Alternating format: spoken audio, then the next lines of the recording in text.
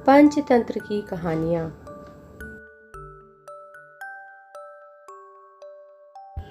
नमस्कार दोस्तों, मैं हूँ स्नेहा।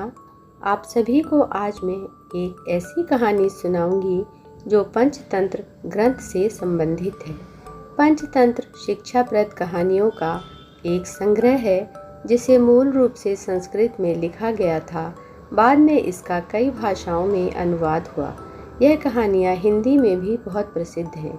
अपने बचपन में इन कहानियों को हम सभी ने पढ़ा और सुना है। आज इन कहानियों के बारे में हम जानेंगे कि यह कहानियाँ किसके द्वारा लिखी गईं, पंचतंत्र को लिखने का उद्देश्य क्या था। बहुत पुरानी बात है, दक्षिण देश में महिलारोप्य नाम का नगर था। वहाँ अमर शक्ति नाम का राजा राज करता था। राजा बहुत ही बुद्धिमान और सभी कलाओं में निपुण था। प्रजा का बहुत ध्यान रखता था। प्रजा भी उसे बहुत प्यार करती थी। राजा के 3 पुत्र थे, बहुशक्ति, उग्र शक्ति और अनंत शक्ति। तीनों ही बहुत मूर्ख थे। राजा को इनकी चिंता बहुत सताती थी। एक दिन राजा ने सभी मंत्रियों को बुलाया और उनसे कहा, आप लोग ज्ञानी हैं, राजकुमारों को बुद्धिमान बनाने का कोई उपाय बताइए। इनमें सुमति नाम का एक मंत्री कई शास्त्रों का ज्ञाता था।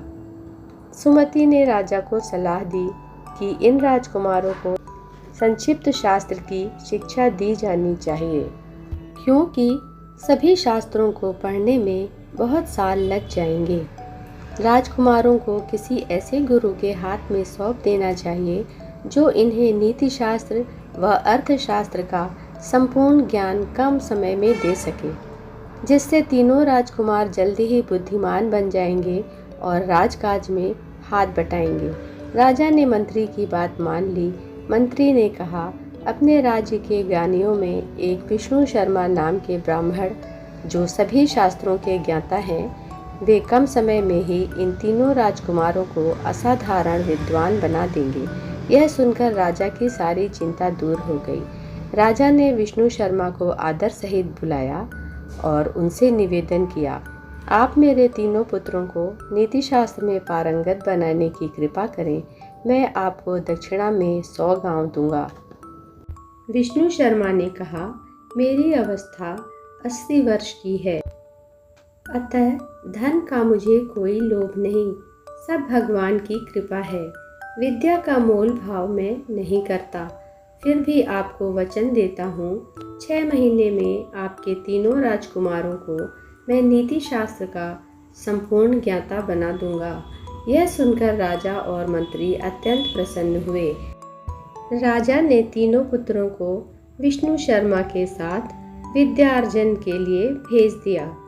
विष्णु शर्मा ने सभी देवताओं की स्तुति की तथा सभी गुरुओं को नमस्कार कर नीति शास्त्र की कहानियों की रचना की।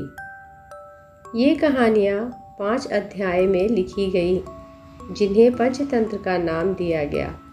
इसे पढ़कर ही तीनों राजकुमार 6 महीने में ही परम ज्ञानी और बुद्धिमान हो गए। यह जानी पहचानी कहानियाँ हैं जिन्हें आप सभी ने सुना होगा। पंचतंत्र की कौन सी कहानी आपको सबसे ज़्यादा पसंद है, नाम बताइएगा। अपना कीमती समय देने के लिए आप सभी को धन्यवाद।